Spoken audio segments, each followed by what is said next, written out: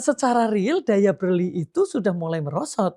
Walaupun secara fiskal itu masih aman. Tapi kan ekonomi sedemikian besarnya kan tidak hanya jagain APBN yang hanya hanya 20%, Mas. Nah, kalau yang 20% atau 18% sekarang ini itu aman, tetapi yang 80% atau 85% ini tidak aman, ekonomi kita tidak aman. Kalau akhirnya kan ini sektor industri tidak bisa menahan, itu sebelum ada kenaikan BBM. Nah, sekarang begitu ada kenaikan harga BBM non subsidi, transport mereka akan naik, biaya produksinya naik, tentu akan di-pass through kepada konsumen. Nah, ini nanti yang konsumen akan terkena. Nah, jadi yang akan terjadi, walaupun ini sekarang belum terpotret, inflasinya masih nggak apa-apa. Iya. Fenomenanya sudah mulai. Gitu kan? Nah, jadi inflasinya belum terpotret, tetapi daya belinya itu sudah pasti sudah mulai berkurang karena real yang mereka harus keluarkan itu lebih banyak. Tadi kan Mas Win sudah menyampaikan bahwa ini daya beli sudah mulai merosot loh. Dengan adanya resentralisasi tadi, ini sudah nggak ada nih gerakan ekonomi di daerah. Nah, apa yang segera harus dilakukan agar ada gerakan ekonomi di daerah?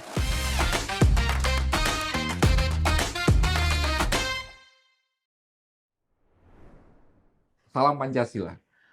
Kawan bertemu lagi dengan saya Winarko Ngantiwani di Ruang Dialektika. Kali ini kita akan membahas tentang kondisi ekonomi terkini berkaitan dengan akhirnya ditingkatkan juga harga BBM non subsidi. Yang ini tentu saja dampaknya tidak hanya harga BBM itu mahal, tapi dampak ikutan-ikutan yang lain. Mulai dari berkurangnya konsumsi sampai melemahnya daya beli kelas menengah, itu kan sangat panjang. Untuk memahaminya, kami mengundang kembali ke Ruang Dialektika Dr. Henry Saparini. Salam Pancasila. Salam Pancasila. Terima kasih sudah kembali lagi ke Ruang Dialektika. Ya. Sudah mulai, kalau kemarin pas dinaikkan itu kan keluhannya harganya naik. Harganya naik yang tidak ngotak katanya kan sampai 2 kali lipat gitu ya. Sekarang sudah mulai muncul keluhan ini kalau agak malam dikit ya biasanya jalan-jalan itu macet itu sudah mulai kelihatan agak sepi, Bu.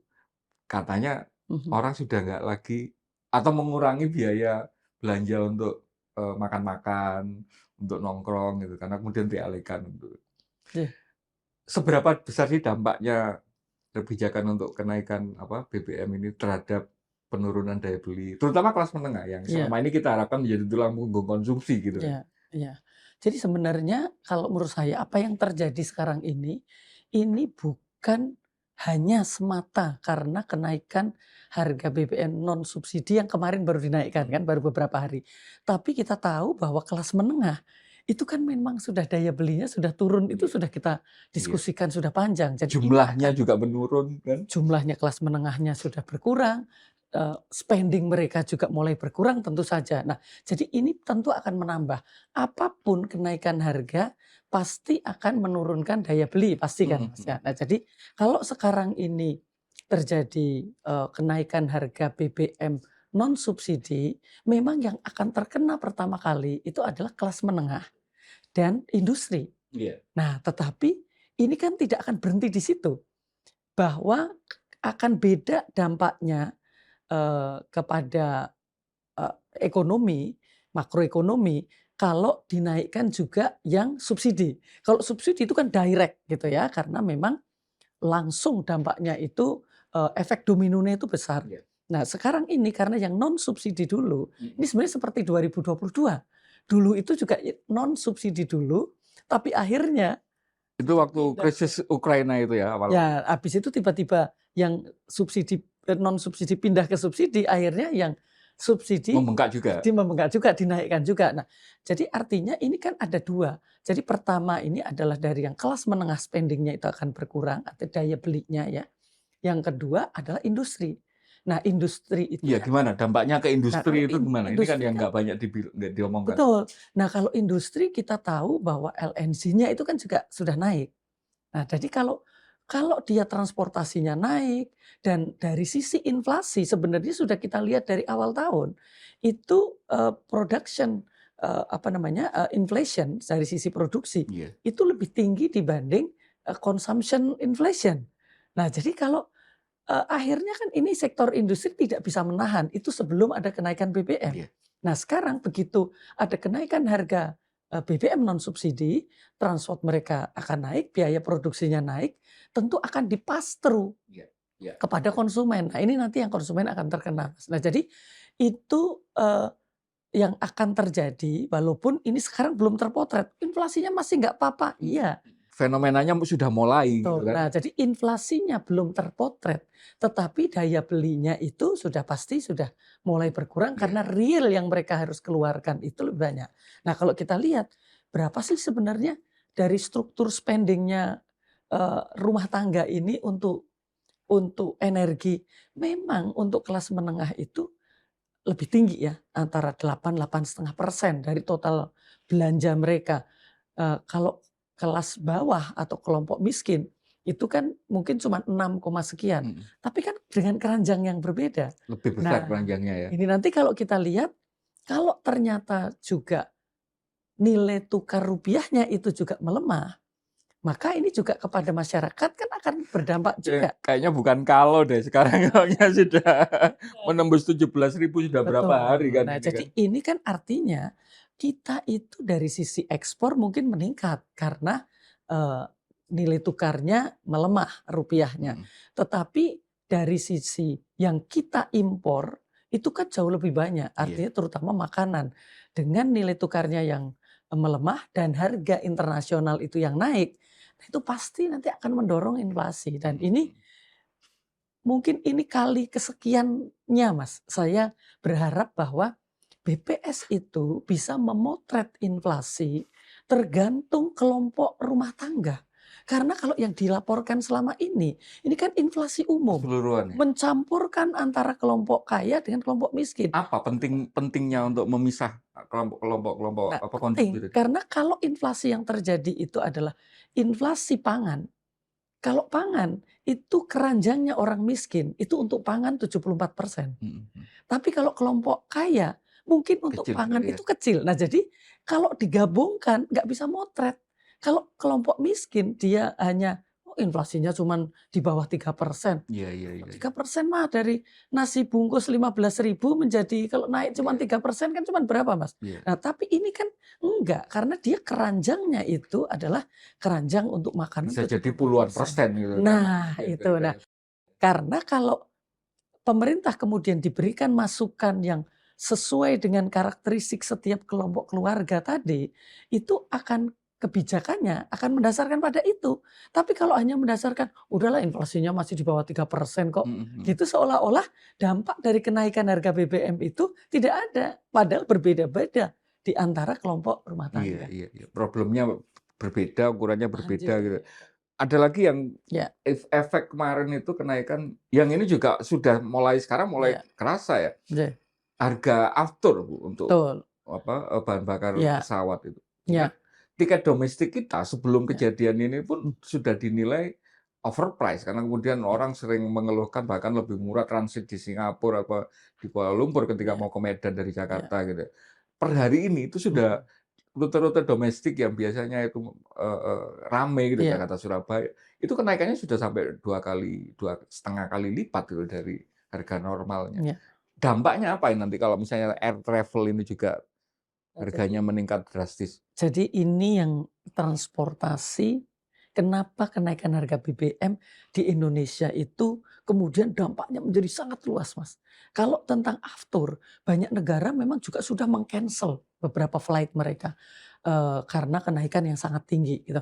Tapi kalau di Indonesia, Mas, bedanya begitu ada kenaikan harga minyak dunia ditransformasi menjadi kenaikan harga BBM, itu dampaknya beda dengan di negara lain. Kenapa? Misalnya, kalau kita bicara di Jepang, transportasi publiknya bagus. Di Singapura, transportasi publiknya bagus.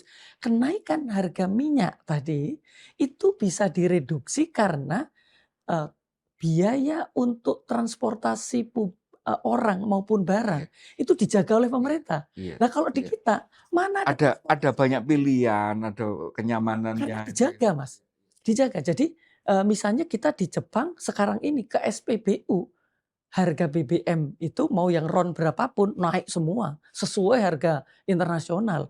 Tetapi naik kereta, naik bus tersedia dan Mas, nyaman gitu ya. dan masih dijaga harganya, tidak dinaikkan. Jadi subsidinya itu adalah subsidi yang tidak langsung karena pada layanan-layanan langsung pada masyarakat. Tapi kalau di kita, begitu harga BBM dinaikkan, semua harga barang naik, karena harga rumah tangga juga pengeluarannya akan naik karena nggak ada pilihan. sistem transportasi orang maupun barang yang menjaga itu. Nah itu bedanya. Jadi kalau tadi kenapa untuk kita kan tadi bicara aftur itu untuk pesawat yang itu kalau di Indonesia itu kelas menengah atas lah ya. Tapi kalau di negara maju mereka kan termasuk dijaga oleh pemerintah, subsidinya lewat situ gitu. Nah jadi ini nanti kalau dampaknya afturnya naik, tentu mobilitas akan turun. Mobilitas kelas menengah. Nah tadi kalau kita udah mau nih investasi di daerah itu harus pakai kita harus ada mobilitas ke sana. Ntar dulu deh, ditunggu dulu deh, ya kan? Karena ini ada biaya-biaya ikutan yang nanti dampaknya juga cukup besar. Nah jadi itu yang membedakan di kita. Kenapa kenaikan harga BBM itu harus sangat diwaspadai. Baru nyadar, terima kasih Bu Edi untuk memahamkan bahwa ternyata ketika sistem transportasi publik kita itu bagus gitu ya, dampak kenaikan seberapapun kenaikan BBM itu akan lebih bisa istilahnya, lebih bisa tertolerir oleh masyarakat gitu kan. Bisa terukur karena dia tidak direct berdampak gitu. Karena kemudian ada pilihan-pilihan yang lain, ada moda-moda yang lain gitu ya. Subsidi transportasi di China itu luar biasa, Mas. Jadi mereka tenaga kerja gitu, karyawan-karyawan gitu, karena mereka di kartunya itu sudah langsung dapat subsidi, nggak akan ada gejolak gitu. BBM-nya naik berapapun saya tetap bayar KRL-nya sama kan gitu. Sama ya, itu nggak akan ini. Tapi kalau di kita langsung itu, apalagi sekarang ini yang dulu pakai transportasi publik sekarang motor aja semua kan Mas. Nah itu kan berarti transportasi privat. Karena motor itu pun juga menjamurnya motor itu kan karena kemudian transportasi publiknya tidak berkembang. Betul, jadi tidak mengakses lokasi-lokasi mereka, sistem hub-nya tidak baik gitu, sistem penghubungnya antar modanya kurang bagus gitu ya. Nah, kalau kemudian kita memahamkan bahwa hari ini kan kayak semacam proses yang masih belum selesai di hulunya. Kan perangnya ini yang di Selat Hormuz itu kan masih sampai hari ini kan masih belum selesai, Bu. Artinya situasi ini kan tidak segera membaik, baik pasokan maupun harganya. Harga per hari ini masih sangat fluktuatif gitu ya. Dikaitkan juga dengan pertanyaan kemudian kemampuan pemerintah menahan daya beli, tidak menaikkan yang subsidi. Saya paham ada pertimbangan politis ketika misalnya jangan dinaikkan itu dulu. dinaikkan karena rakyat akan kerasa, rakyat yang lapar itu akan lebih kerasa kan gitu. Tetapi sampai seberapa kuat ketika kapasitas fiskal sendiri kita itu sudah sangat terbatas gitu. Ya, tadi dengan kondisi bahwa kenaikan harga BBM itu sangat sensitif terhadap dampak ekonomi, sosial, politik, maka memang kenaikan harga BBM di Indonesia itu heavy-nya itu lebih heavy pertimbangan politik, Mas. Jadi bisa dipahami kayak begitu. Artinya wilayahnya itu sudah wilayah politik, wilayah pimpinan. Apakah sanggup menahan dampak politik dan sosial dari kenaikan harga BBM? Kalau tidak sanggup, artinya akan dipilih upaya-upaya untuk mencari pendanaan agar jangan dinaikkan dulu. Nah, kalau menganggap bahwa sekarang ini secara politik dan sosial ini sudah matang ya dalam tanda kutip, artinya tiba-tiba kalau ada tekanan daya beli yang cukup signifikan itu akan meledak, pasti pemerintah akan memilih nanti dulu. Nah, itu yang pertama ya. Jadi makanya sekarang ini mungkin nanti dulu karena mungkin pemerintah menghitung bahwa dampak politik sosialnya itu akan sangat tinggi. Nah, yang kedua juga pemerintah pasti masih menghitung. Ini kan ketidakpastian. Bisa pasti, tidak pasti gitu. Tapi kita melihat tadi apakah mampu untuk menaikkan supply-nya gitu. Ini kan secara politik sedang mencoba mencari sumber yang baru ya kemarin. Kalau berhasil berarti secara supply yang tadinya cuman kita itu hanya beberapa hari kita sanggupnya, itu mungkin bisa terselamatkan walaupun hanya segitu hari, tapi pasokannya cukup gitu. Yang kedua juga dari sisi harga, Mas. Jadi sekarang ini kalau kita melihat bagaimana APBN 2026 itu kan mematok pemerintah sanggup defisitnya hanya akan 2,6%. Itu kalau harga minyaknya itu $70 per barel. Terus nilai tukarnya 16.500. Artinya sisa waktu dari April sampai dengan Desember, kalau rata-rata ini kan naik turun, naik turun, naik turun. Kalau rata-ratanya harga minyak itu masih $70 per barel, kemudian juga nilai tukarnya itu masih rata-rata 16.500, maka masih aman. Masih bisa di bawah 3% defisitnya, itu kalau harga minyaknya itu kira-kira itu masih 80. Atau rata-rata nilai tukarnya itu masih 17.000 sekian. Jadi masih ada ruang toleransi. Masih ada ruang toleransi. Tapi ini kan harus segera diikuti dengan yang lain tadi. Jadi kita di sini udah sering diskusi ya. Jadi yang kita selamatkan itu kan tidak hanya APBN, tapi yang kita selamatkan itu adalah ekonominya, realnya gitu. Nah, jadi secara real daya beli itu sudah mulai merosot. Walaupun secara fiskal itu masih aman. Tapi kan ekonomi sedemikian besarnya kan tidak hanya jagain APBN yang hanya kan hanya instrumen 20%, APBN Mas. itu. Nah, itu yang Postur itu kan hanya instrumen. Betul. Yang harus difahami oleh Presiden bahwa APBN itu di bawah 20% terhadap ekonomi. Nah, kalau yang 20% atau 18% sekarang ini itu aman, tetapi yang 80% atau 85% ini tidak aman, ekonomi kita tidak aman. Nah, sekarang apa yang harus dilakukan oleh pemerintah ini untuk menggerakkan yang 85% ini? Karena tadi kan Mas Win sudah menyampaikan bahwa ini daya beli sudah mulai merosot loh. Dengan adanya resentralisasi tadi, ini sudah nggak ada nih gerakan ekonomi di daerah. Nah, apa yang segera harus dilakukan agar ada gerakan ekonomi di daerah tadi, Mas? Saya sebelum ngomong ke daerahnya, saya untuk memperdalam yang di sektor usahanya, pengusahanya sendiri. Kemarin juga barusan muncul survei dari Apindo sendiri, internal, itu ada ditemukan data 64% pengusaha itu tidak akan tahun ini tidak akan menambah karyawan. Hal yang kemudian salah satu yang dijanjikan pemerintahan Prabowo Gibran ini kan 19 juta lapangan kerja gitu kan. Ketika engine-nya ini sektor swasta ini menyatakan kami nggak mampu lagi nambah karyawan untuk tahun ini. Itu dari mana kita bisa berharap pembesaran lapangan kerja ini, Bu? Ya memang menjadi, artinya gini, kalau kita membiarkan bahwa tadi kan pengusaha udah bilang saya tidak akan ekspansi kan, itu artinya kan tidak akan melakukan ekspansi, bahkan mungkin akan melakukan layoff kan, akan mengurangi jumlah tenaga kerja. Dan sudah terjadi kan itu banyak. Nah, jadi kalau dengan harga BBM ini kemudian mereka menganggap kondisi ini tidak menguntungkan dan harus mengurangi karyawannya, ini menjadi beban lebih besar lagi. Oleh karena itu kan harus ada upaya-upaya. Jadi misalnya gini, ini kan kalau pengusaha itu menggerakkan ekonomi kan investasinya dari dua sisi. Mungkin tadi yang 64% itu adalah di investasi langsung, Mas. Tapi kalau di investasi tidak langsung juga, artinya investasi yang lewat portfolio. Dari kapasitas keuangan mereka sendiri kan. Nah, jadi kalau kemudian sektor keuangan kita itu tidak mendorong investasi portfolio karena penilaian lembaga rating tadi menganggap Indonesia itu jangan kamu investasi di portfolio dulu. Artinya para pengusaha ini akan bisa mendapatkan investasi hanya direct investment. Nah, dalam kondisi global seperti ini tentu tidak mudah untuk mencari investasi besar di global karena semua rebutan gitu ya.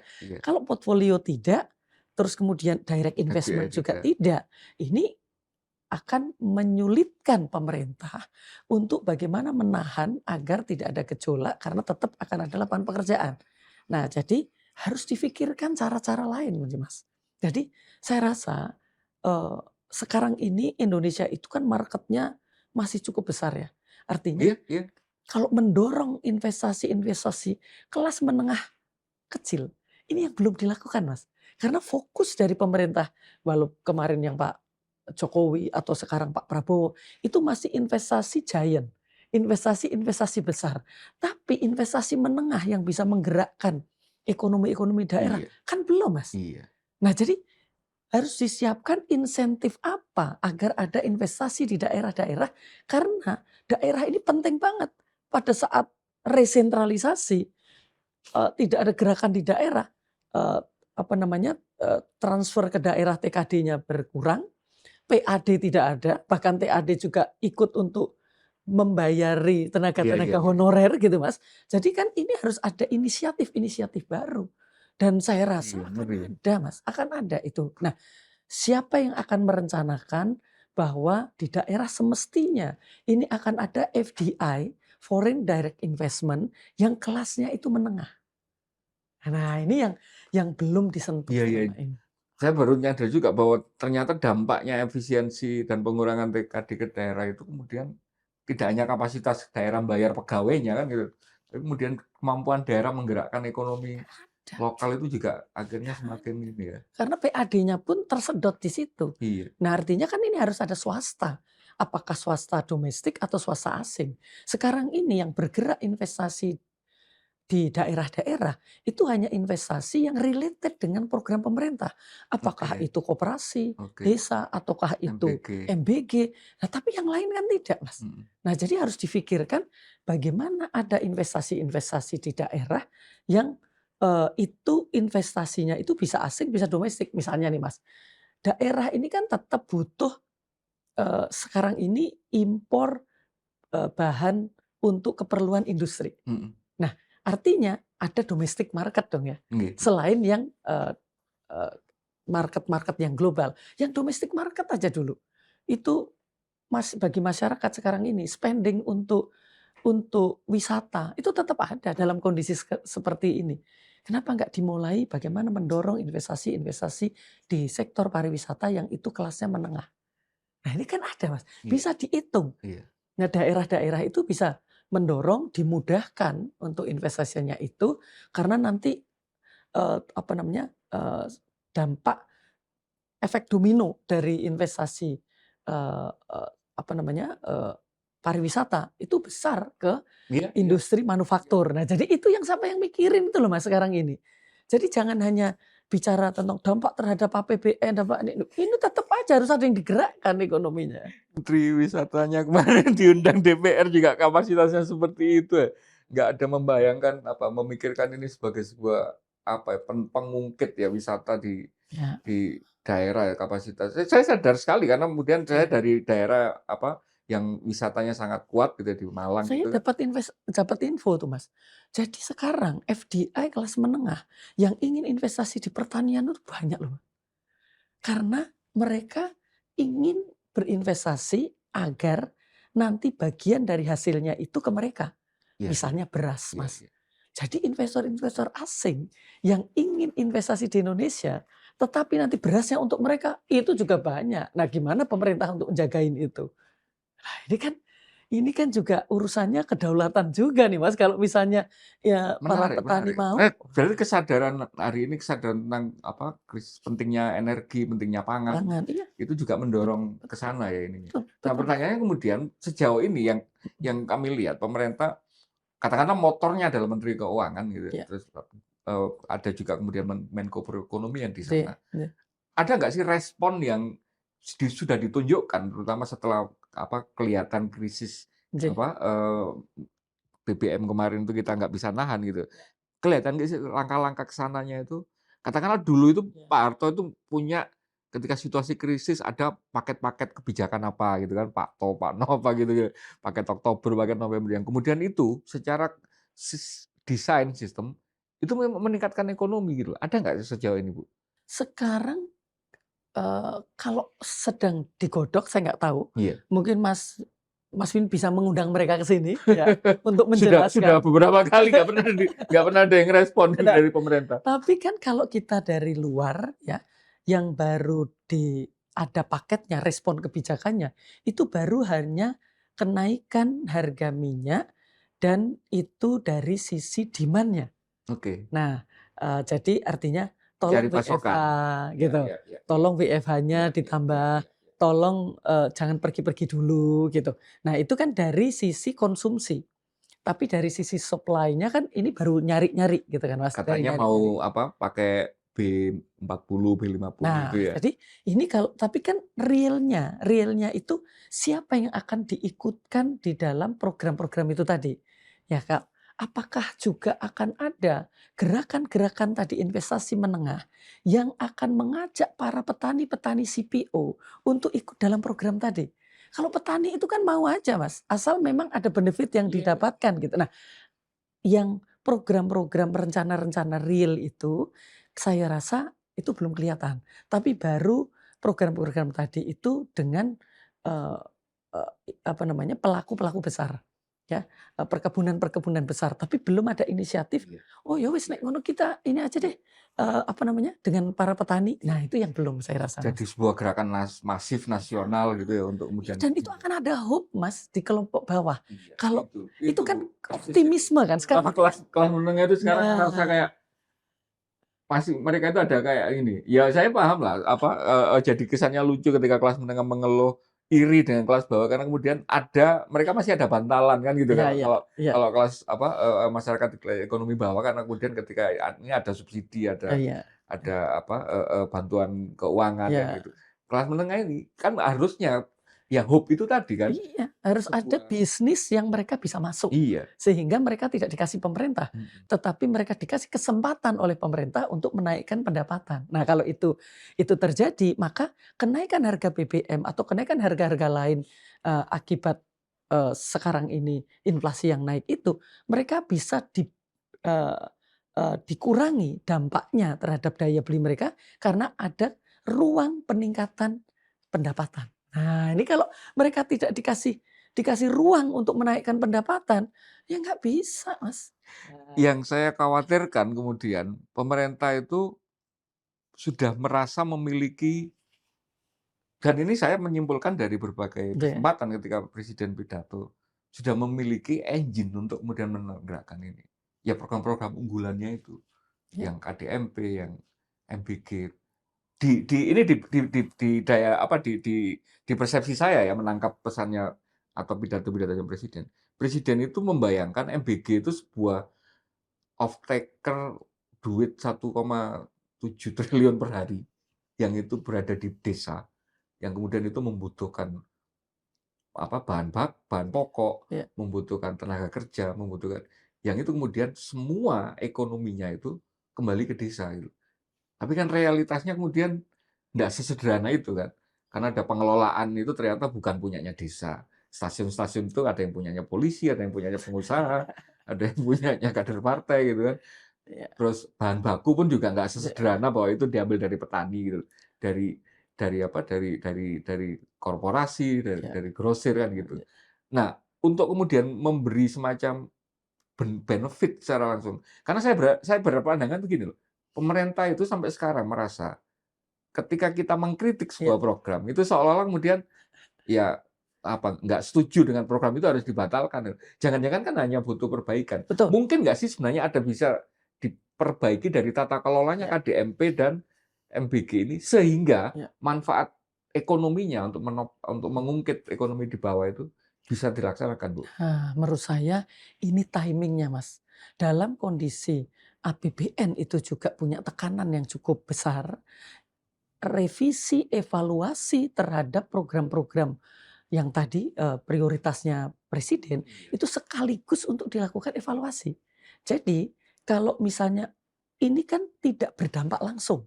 Maksudnya kalau MBG yang 80.000 titik itu sekarang baru dilakukan misalnya 40%, nggak apa-apa, kan tidak mengganggu terhadap daya beli masyarakat. Justru ini saatnya dievaluasi, gimana caranya agar MBG itu bisa direct tadi berimbas kepada masyarakat. Artinya yang tadinya, eee, tersentralisasi dalam kapasitas besar 3.000, 4.000, justru sekarang desainnya Iya. itu selanjutnya mengikutkan UKM-UKM Jadi untuk semacam mendampingi. kesempatan untuk padat karya Kesempatan. gitu ya? Nah, kesempatan. Jadi artinya secara politik menurut saya positif bagi presiden. Karena didengar masukan-masukan dari masyarakat gitu ya terhadap realitas implementasi MBG, dan itu dilakukan pada saat APBN juga sedang punya tekanan. Nah, jadi kalau itu kemudian entar dulu deh kita koreksi gitu, kita kurangi dulu anggaran untuk MBG maupun untuk koperasi ini kita tata ulang. Nah, jadi dari Dan pelaksanaan. menatanya dengan memperhitungkan dengan serius bagaimana ini dampaknya secara Betul, langsung. jadi didesain agar tidak hanya untuk meningkatkan gizi masyarakat, tetapi menggerakkan ekonomi daerah. Wah, kalau itu dilakukan, wah ini timing yang pas, dan itu Pak Prabowo itu akan banyak orang yang sangat berterima kasih karena didengarkan Iya, masukannya iya. gitu. Dan ini tanpa membatalkan programnya kan? Nggak usah, yang artinya karena secara politik kan boleh gitu, hanya koreksi aja, evaluasi. Kalau tadi bahasanya jenengan itu kan jangan denial lah, bahwa dalam implementasi itu ada kekurangan gitu. Iya, Ya wajar lah karena oke. negara Indonesia demikian besar dengan dana yang ratusan triliun, perlu ada evaluasi secara jujur gitu, Mas. Bu, ke depan ini Oke, beberapa bulan, 1 atau 2 bulan, lembaga rating juga akan ya, mengeluarkan ya, lagi. Kita sejak awal tahun sudah dihajar oleh penurunan beberapa ya, lembaga rating, ya, bahkan di bursa saham katanya terancam mau diturunkan ke jadi ya, frontier market, ya. dan tidak kelihatan ada perbaikan secara struktural makroekonominya. Karena kemudian misalnya Moody's itu kan yang dikritik misalnya, kenapa ponakannya jadi gubernur Bank Indonesia misalnya gitu ya.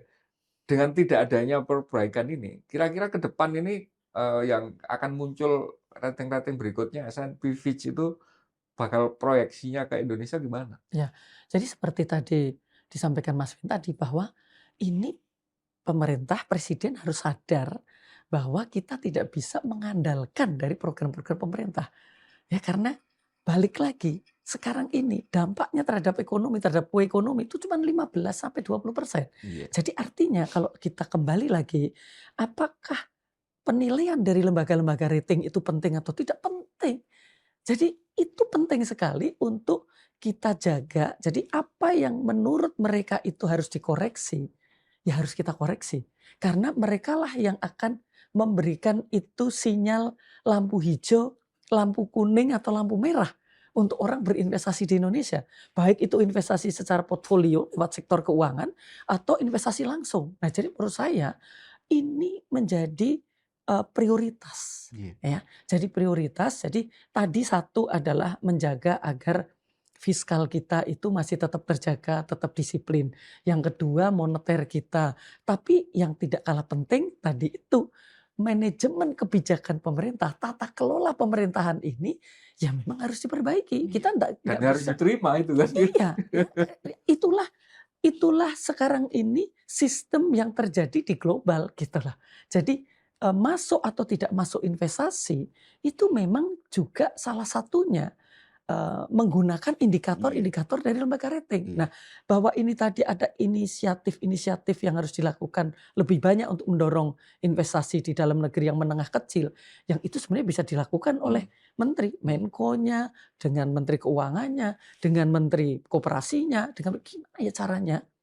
Tanpa dana APBN, tanpa dana APBD, itu akan ada datang investasi-investasi menengah yang masuk. Ya ada caranya, Mas. Nah, jadi itu yang harus dilakukan. Ini juga harus dilakukan, jangan jangan di jangan Diremehkan. diremehkan.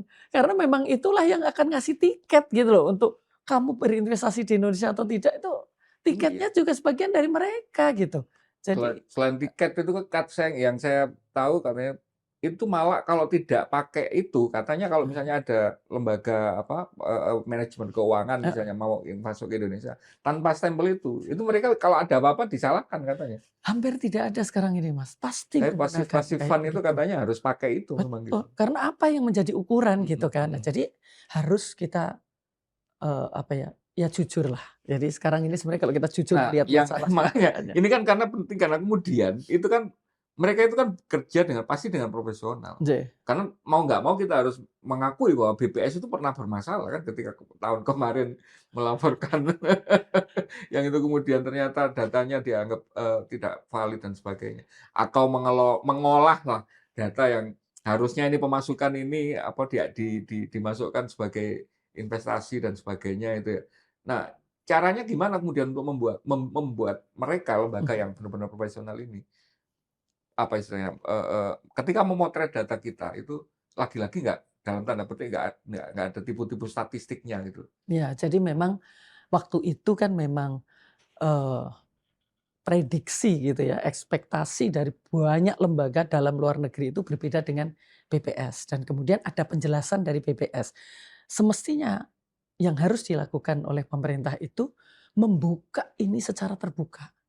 Kalau memang sekarang ini kita basisnya penilaiannya adalah seperti ini, karena sebenarnya BPS itu atau lembaga analis seperti kami ini kan melihat dari konsistensi. Mhm. Kalau sekarang ini memang, dasar, Iya iya. penghitungannya tidak seperti itu, Mhm. buka secara terbuka, tapi tidak kemudian kadang menggunakan, kadang Dan tidak. Nah, itu yang jadi nggak bisa dibaca konsistensi itu yang polanya kalau kayak gitu. nah, jadi itu terbuka saja dan itu terbiasa banyak negara juga melakukan koreksi. Tapi koreksi itu kemudian menjadi dasar lembaga-lembaga dalam maupun luar negeri di dalam menghitung, indikator-indikator makro dan juga indikator-indikator lainnya untuk menilai sebenarnya ekonomi itu sedang bergerak naik atau bergerak, stabil atau mendatar atau sedang menurun, itu Mhm aja. mhm. Kan tinggal nanti orang melihat sedang menurun tapi respon kebijakannya benar, jadi positif. Kalau sedang menaik, respon kebijakannya itu naik menjadi lebih positif lagi. Tapi Iya kalau iya. kalau tidak sesuai itu yang kemudian menyulitkan justru bagi pemerintah untuk mendapatkan penilaian-penilaian Mhm yang, akan menguntungkan pemerintah sendiri mhm gitu. mhm. Karena di samping kemudian challenge-nya itu ke dalam, challenge di luarnya itu kemarin itu kan juga ternyata pasar peer kita, negara-negara peer kita Ya, itu malah meningkat gitu ininya. Yang dulu Vietnam kita katanya kalah dari sisi manufaktur, sekarang dari financial market-nya katanya juga secara size, secara ini apa, apa, sudah ketinggalan gitu loh kita ini. Artinya kan challenge-nya kan double gitu loh. Di dalam itu secara ini memang belum baik, saingan kita ya, malah mereka apa, semakin baik. Apa kira-kira yang bisa apa istilahnya, ditawarkan dibandingkan dengan J, negara-negara kawasan dan negara-negara peer J. kita ini, Bu? Walaupun kita melihat negara-negara peers kita ya, ASEAN saja ya, ini kan karakteristiknya kan berbeda-beda, Mas. Jadi kalau misalnya kalau di Vietnam, memang ekonomi mereka itu basisnya adalah investasi dan ekspor. Nah, jadi artinya kalau global terjadi sesuatu, mereka akan berubah Mhm. Eee, apa namanya, kinerjanya. Seperti Malaysia juga demikian, sangat tergantung pada investasi asing, sangat tergantung kepada, apa namanya, trade, Mhm international mhm trade. mhm. Nah, jadi mereka responnya itu adalah menjaga itu tadi. Oke. Maka begitu responnya tepat, menjaga sumber-sumber pertumbuhannya, mereka tetap sekarang ini tumbuhnya juga di atas 6%. Nah, tapi di Indonesia karakteristiknya kan beda. Gitu, jadi domestic market kita sangat Iya, gede. sangat besar, kemudian juga ketergantungan kita terhadap ekspor juga relatif masih kecil gitu, maka strategi-strategi yang harus dilakukan di Indonesia untuk bisa mendorong ekonomi juga harus Iya berbeda gitu. iya. Nah, jadi ini yang mustinya diolah, kita tidak bisa sekedar membandingkan dengan negara-negara peers karena mereka itu sekarang memiliki strategi yang juga cukup Iya komprehensif iya gitu. Nah, iya. jadi, kalau kita hanya menggunakan strategi seperti mereka tetapi secara struktur ekonomi kita berbeda, maka kita berarti belum sedang mengoptimalkan potensi yang kita miliki. Mhm Karena mhm. potensi kita beda dengan tadi kita dengan Singapura apalagi Mhm sangat mhm berbeda. mhm. Kita sekarang ini juga dengan, Filipina mestinya kita memiliki potensi yang lebih besar. Iya Tapi begitu respon kita itu berbeda, investor toh memilih sekarang ini, iya. memilih di sektor-sektor tertentu memilih ke Filipina. Mhm Nah, karena kita nggak jagain tadi mhm itu loh, mhm mhm. tidak menawarkan kebijakan-kebijakan yang bisa menarik mereka untuk bisa masuk gitu. Sekarang ke yang untuk meningkatkan kapasitasnya daerah tadi. Tapi Iya, saya mulai dari iklim investasinya iya, dulu. Ini kan juga sebuah kondisi yang sudah sangat lama diketahui oleh para pakar ekonomi, Iya. tapi rasanya pemerintah sangat lambat mengadresnya. Gimana pungli masih terjadi, Iya. perizinan masih ruwet. Kita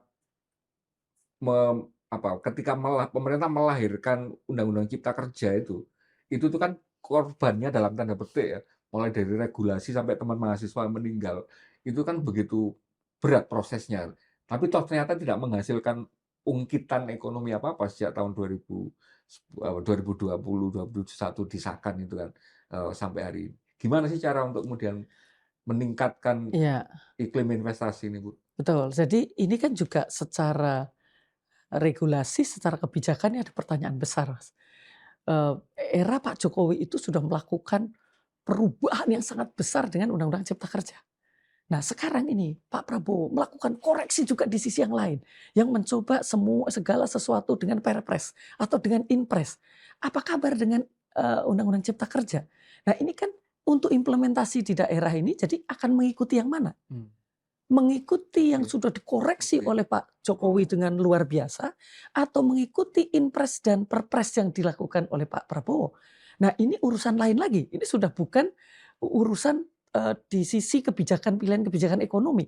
Tapi ini kita bicara tentang tata kelola, tentang hukum, untuk kebijakan-kebijakan tentang Iya, institusionalitas, iya, kelembagaan, iya, gimana. Nah, jadi iya. memang kita tidak bisa memilih yang ini dulu atau itu dulu. Karena begitu kompleksnya tadi sudah disebutkan, jadi bahkan kalaupun ada investor yang masuk, ya kita berhasil daerah-daerah itu mendorong ada investasi untuk masuk, itu pun kita harus tahu siapa yang harus kita dengarkan ini. Nah, kebijakan-kebijakan atau aturan-aturan mana yang akan kita lakukan. Nah, ini harus ada, saya nggak ngerti ini. Jadi di legislatif ini kan harus ada ini Iya, upaya-upaya untuk menjelaskan. sense of urgency-nya untuk Ini luar memajukan ini. biasa loh, Mas. Kalau ada investasi masuk pun yang mana yang akan kita ikuti. Nah, jadi, PR kita memang sangat Sangat banyak. banyak. Jadi harus dipilih mana dulu yang bisa dikerjakan, mana yang masih perlu ada, apa namanya, penataan-penataan tadi, tapi jangan kemudian tambal sulam dari sisi Oke. regulasi. Semakin bingung nanti orang mau berinvestasi di Indonesia kan, Mas. Di sebuah kesempatan Ya, offline, saya ngikuti salah satu acaranya Dr. Henry J. menjelaskan tentang bagaimana mengintervensi dalam tanda petik ya, meningkatkan kapasitas daerah Ya, untuk meningkatkan kemampuan fiskal mereka ya, di tengah inefisiensi dan sebagainya, ya. pengurangan TKD dan sebagainya. Ada nggak sih Bu cara yang katakanlah gampang disampaikan di forum ini, yang kemudian itu tuh membuat daerah bisa secara ya meskipun nggak secara instan lah, tapi dalam 1 tahun ke depan Ya, itu, mereka itu tidak semakin sesek dibayang-bayangi, sudah TKD-nya ya, diturunkan, nggak mampu bayar, tenaga J. kerja, honorer dan sebagainya. Tapi mereka tidak juga cari dengan cara alapati gitu, nggak meningkatkan PBB, yang juga langsung ke masyarakat itu. Ada nggak sih daerah itu Ya. bisa didorong ke sana? Jadi ini yang, masih lemah di Indonesia itu, eee, akibat adanya perubahan kebijakan Pak Prabowo yang resentralisasi tadi, yang kemudian daerah itu tidak ada, ruang sebenarnya kalau menggunakan APBN dan APBD ya, karena semua diputuskan di pusat. Ya, jadi bahkan MBG itu kan juga bukan Iya. bukan didesentralisasikan, semua tersentralisasi. Artinya harus ada Eee, kerja yang lebih kreatif dari daerah, Mas. Karena PAD itu sekarang bahkan digunakan untuk, menggaji tadi tenaga kerja. Maka sekarang harus berpikir bagaimana mendatangkan ada kegiatan ekonomi yang itu non APBN dan non APBD karena memang nggak ada. Nah, gimana caranya? Ini sebenarnya kan banyak inisiatif-inisiatif yang bisa dilakukan, Mas.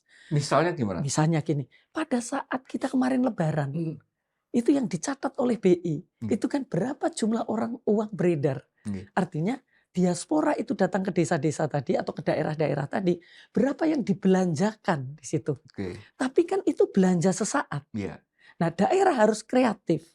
Pada saat ada gelombang uang datang ke daerah, bagaimana itu ditahan untuk bisa diinvestasikan di daerah. Nah, ini kan salah satu cara, itu hanya salah satu sumber bagaimana diaspora ya diaspora kabupaten, bukan diaspora yang keluar negeri, diaspora kabupaten bahkan itu di dalam negeri atau Iya. maupun keluar negeri, itu bisa ikut berinvestasi di daerahnya. Nah, gimana cara nangkepnya? Kan nggak bisa dong pemerintah daerah diem aja. Harus ada investment fair di situ. Jadi pada saat orang datang Ini jutaan loh ke ada daerah, peluang ini, ada iya. peluang ini. Nah, kalau mereka itu ada peluang investasi yang sudah dibuatkan FS dan kemudian juga return-nya itu di atas deposito atau boro-boro misalnya sama dengan sukuk atau SBN.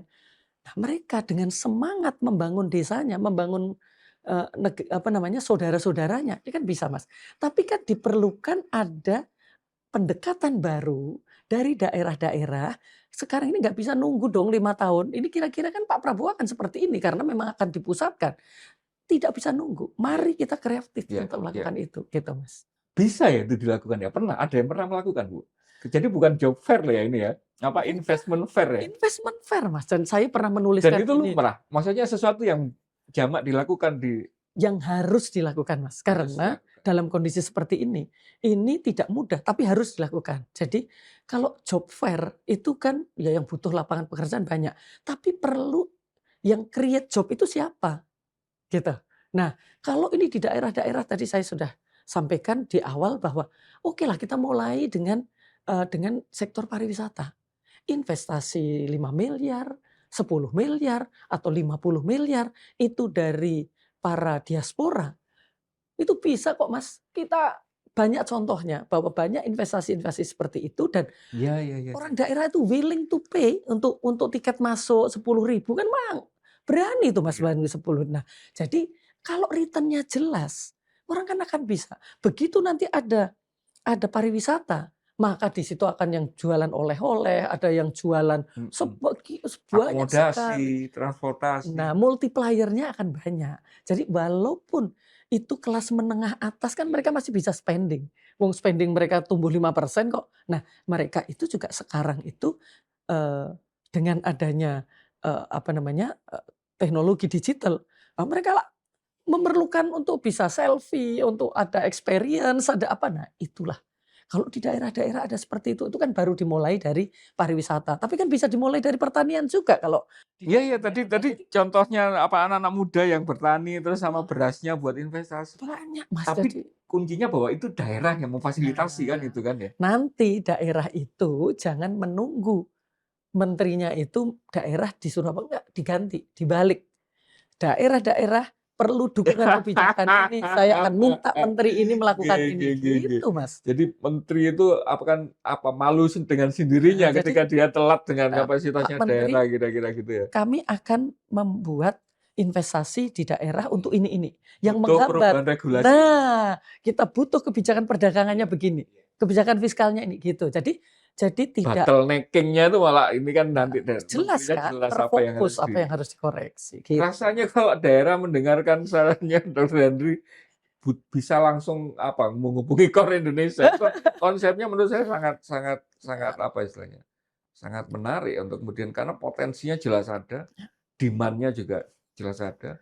Hari ini ketika kita ngomong krisis global, krisis industri, krisis energi, krisis pangan, kita bisa menyediakan semua gitu. Ya. Dan adanya itu di daerah kan. Harus ada kreativitas, harus ada perubahan pendekatan di dalam mengelola ekonomi maupun kebijakan yang lain. Itu kuncinya. Ya makanya dengan kemudian apa istilahnya? Ketika kita